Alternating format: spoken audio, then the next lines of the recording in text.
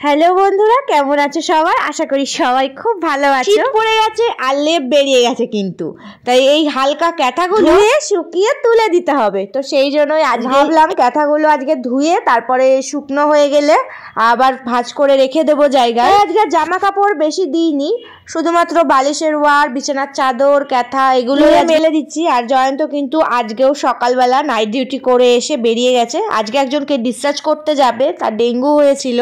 জানি না কখন আসবে, আমাকে তো রেডি থাকতে হবে, রান্না করে এলেই খেতে দিয়ে দেবো। তাহলে না, এই রোদটা দারুণ লাগে বলো, কি সুন্দর মিষ্টি মিষ্টি রোদ। গরমকালে তো ছাদে আসলেই মনে হয় কতক্ষণে নিচে নামবো, রোদ একটু গায়ে লাগাতেই পারি না, একদম জ্বালা পোড়া করে। কিন্তু শীতকালে বেশ ভালোই লাগে ছাদে। যদিও আজ রান্নার চাপটা একটু কম, বিকেলে না একটা বাচ্চার বার্থডে আছে, তো সেখানেই যাব।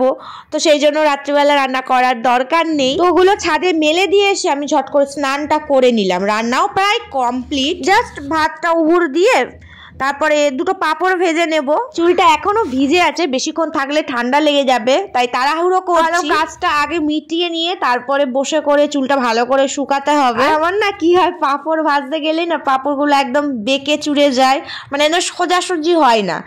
তো আজকে অনেক চেষ্টা করছি যে পাঁপড়গুলো যাতে ঠিকঠাক সুন্দরভাবে সোজা থাকে, কিন্তু কিছুতেই হচ্ছে না। একবার চামচ দিয়ে, একবার খুন্তি দিয়ে, একবার ক্যাচার দিয়ে অনেকভাবে চেষ্টা করছি, কিন্তু খুব একটা যে একদম স্ট্রেট থাকবে সেটা হচ্ছে না।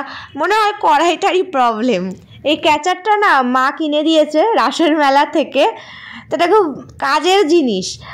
এক্ষেত্রে হয়তো খুব একটা বুঝতে পারছি না কি কাজ, কিন্তু মাছটা চুলটাতে বা অনেক সময় না এই স্যান্ডউইচ বানাতে অনেক সময় বা অনেক কাজে লাগে। এমন হয়েছে এই লাইনে কারুর বার্থডে, অ্যানিভার্সারি যা কিছুই হোক না কেন, আমরা হচ্ছি কমন, সে তো ঠিকই আছে, কিন্তু প্রবলেম যেটা হয় যে এই শর্ট নোটিসে ভাবি যে কি গিফট দেব, কিছুই ভেবে পাই না যে কি দেওয়া হবে না দেওয়া হবে। তো খুব প্রবলেম হয়ে যায় যে কি দেব, একটার পর একটা প্রত্যেক মাসে কারো না কারোর বার্থডে বা অ্যানিভার্সারি তো লেগেই থাকে। তো এবারে ভাবছি যে বাচ্চাটাকে ব্যাট বল দেব। ও দুপুরবেলা দেখি এখানে প্লাস্টিকের ব্যাট নিয়ে খেলা করে, তো আমি ভাবছি যে একটা ব্যাট বলই দেওয়া হবে। আর এই চুলটা আজকে যে আমার কি ভালো লাগছে, মাথাটা ঠান্ডা লাগছে। প্রায় আমি 20 দিন পরে হয়তো আমি শ্যাম্পু করলাম, আমি সময় পাচ্ছিলাম না, সুযোগ হচ্ছিল না। তারপরে এইবার সেইবার করে করে না আমার আর শ্যাম্পুই করা হচ্ছিল না। তা অনেক দিন পরে শ্যাম্পু করে এত হালকা লাগছে কি বলবো। আর এতদিন শ্যাম্পু না করার জন্য না আমার প্রচুর হেয়ার ফলস হয়েছে।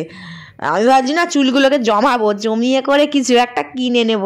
শুধু শুধু আমার চুলের কি কোনো দাম নেই বলো তো? আপাতত ছেড়েই রাখি ছোট একটা ক্লিপ দিয়ে, কারণ শোকাতেও হবে। আমি পুরোটা কিন্তু শোকাই না, পুরোটা শোকালে না চুলটা ড্রাই হয়ে যেতে পারে বেশি, হালকা হালকা শুকিয়ে নিই। আর এদিকে দেখো জয়ন্তও চলে এসছে, তো খাবার দিয়ে দেবো।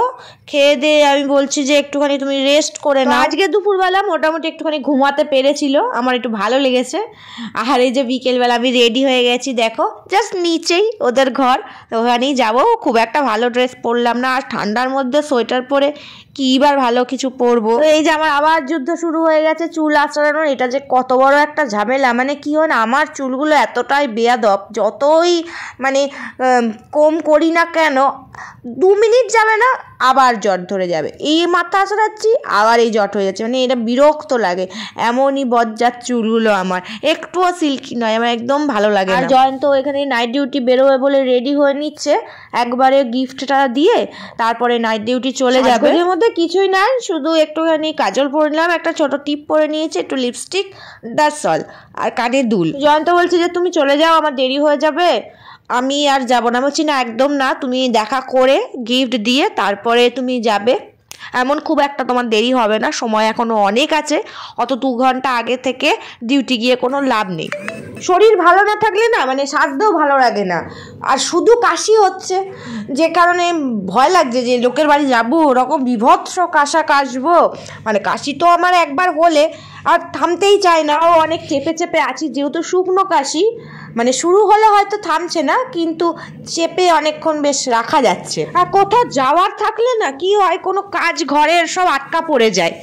এই যেমন এখন সব এলোমেলো হয়ে রয়েছে, কিন্তু কিছু করার নেই, আগে যেতে হবে। আর জয়ন্ত বেরিয়ে যাবে, দেরিও হয়ে যাচ্ছে অনেক, সেই জন্য জানো বাসনপত্র সব পড়ে রয়েছে, জানি না কখন ধোয়া হবে, রাত্রিরে এসে ধুতে পারবো কিনা বা রাত্রিরে কত রাত্রির হবে, কারণ আমি যেখানেই যাই সেখানেই মনে করো একটু কাজ টাজ তো করতেই হবে, খাবার দাবার সার্ভ করা।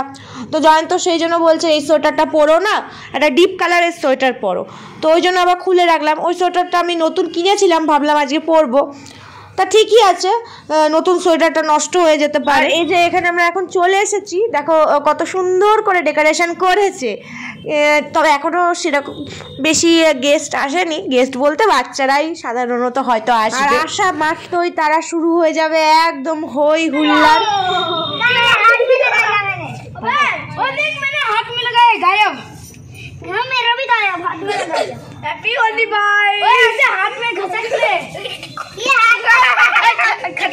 বাচ্চাদের মধ্যে একটা জিনিস দেখেছি, বার্থডে হোক বা অ্যানিভার্সারি বা বিয়ে বাড়ি, মানে কার হচ্ছে কেন হচ্ছে এসব কিন্তু ওদের কিছু এসে যায় না, ওরা শুধু একসঙ্গে আছে মানে মস্তি হবে। এই যে আমাদের বার্থডে বয় কেক কাটবে, সব কিছু রেডি, এবারে জাস্ট কেক কাটা হবে, তার মধ্যে চলছে খুনসুটি দুষ্টুমি। তো এখন ফটো সেশন হচ্ছে, আমি বলছি সবাই একটুখানি ভালো করে ফটো তোলো, দু একটা ভালো তুললে পরে এগুলো স্মৃতি হয়ে থাকবে, কারণ ফটো আর ভিডিও আমরা যতই বলি না কেন যে দূর ভালো লাগছে না তুলবো না, কিন্তু আলটিমেটলি তোলাটা উচিত, কারণ এইগুলোই কিন্তু স্মৃতি থেকে যায়। সময় চলে যায়, মানুষ চলে যায়, কিন্তু এই সময়টাকে শুধুমাত্র এই ফটোগুলোই ধরে রাখতে পারে। এরকম অনেক হয়েছে জানো তো আমার, আমি হয়তো যে কোনো জায়গায় গেছি বা কোনো একটা ইনসিডেন্ট আমি ভুলে গেছি, কিন্তু আমার ভিডিও বা ফটো দেখে আমার সে ব্যাপারগুলো এখন আমার মনে পড়ে বা মনে আছে, হয়তো অনেক কিছু ফটো দেখলে পরে আমার মনে পড়ে যায়। আর এই বাচ্চাদের আনন্দ দেখে কিন্তু বড়দেরও আনন্দ হয়, কারণ এই সমস্ত কিছু তো বাচ্চাদেরকে ঘিরেই। বাচ্চারা যদি চুপচাপ থাকে তাহলে কি আর ভালো লাগে? বাচ্চারা একটা হই হুল্লার করবে, একটু মজা করবে, তবে না ভালো লাগে। কি একটা জিনিস নিয়েছিল না তো বোমের মতন, ওটা ফাটিয়ে দিল, দিয়ে দেখছি সব ছোটো ছোটো টাকা পড়ছে, আর বাচ্চাগুলো টাকা কুড়ানোর জন্য একদম ব্যস্ত হয়ে যাচ্ছে। আমি 500 নেবো, আমি 2000 নেবো, আবার নিজেদের মধ্যে ভাগ বাটোয়ারা হয়ে যায়। বেলুনটা ফাটানোর সাথে সাথে মানে চকলেটগুলো নিচে পড়ে গেছে, আমার 2টো চকলেট, আমার 3টে চকলেট, এরকম করছে, মানে যে যেরকম ভাবে পাচ্ছে এনজয় করছে। তারপর ওই ফোমগুলো মাথায় দিচ্ছে, তো আমি বললাম যে তোরা এখানে থাকিস না, তোরা বাইরে যা, বাইরে গিয়ে তারপরে খেলা কর, নিজেদের মধ্যে ভাগ বাটোয়ারা যা করবি কর। তো এই জন্য আমি সবাইকে বাইরে পাঠিয়ে দিলাম, যদিও বাইরে ঠান্ডা, কিন্তু ঘরের মধ্যে নোংরা করাটা তো কোনো ভালো কথা নয়, কারণ এখানে আবার খেতে বসতে হবে। তো সেই জন্য আমি আবার ওদেরকে সবাইকে টুপি পরিয়ে দিলাম, যে বাইরে যাচ্ছি যখন ঠান্ডা লাগবে তো টুপিগুলো পরে রাখ, তারপর তোরা যা পারিস কর। তো এই চললো কিছুক্ষণ, তারপরে রাত্রির হয়ে যাচ্ছে, শীতকালের বেলা, রাত্রি অল্প হলেও অনেকটা বেশি, আর ঠান্ডাও পড়ে যাচ্ছে। তো সেই জন্য খাওয়া দাওয়ারও খুব তাড়াতাড়ি খাইয়ে ওদেরকে কিন্তু বাইরেই পাঠিয়ে দেওয়া হয়েছিল। নো ডাউট সব মিলিয়ে খুব ভালোই একটা অনুষ্ঠান হলো, আর আমার দিনটাও মোটামুটি ভালোই গেছে, কারণ জয়ন্ত দুপুরবেলা ঘুমিয়েছে, আমার খুব আনন্দ হয়েছে যে একটুখানি ও রেস্ট পেয়েছে। জানি না আবার কাল কেমন দিন অপেক্ষা করছে, তো অবশ্যই তোমাদেরকে জানাবো, ভিডিওতে চোখ রাখো, দেখা হবে আবার পরের ভিডিওতে। ততক্ষণ পর্যন্ত সবাই ভালো থেকো, সুস্থ থেকো, আর আমার মতন কেউ কাশি বাদিও না, কারণ সত্যি এই কাশি না ভীষণ মারাত্মক কাশি, মানে শুরু হলে বমি না হয়ে শেষ হয় না। আজকের মতন তাহলে এখানেই শেষ করি, দেখা হচ্ছে পরের ভিডিওতে, বাই বাই।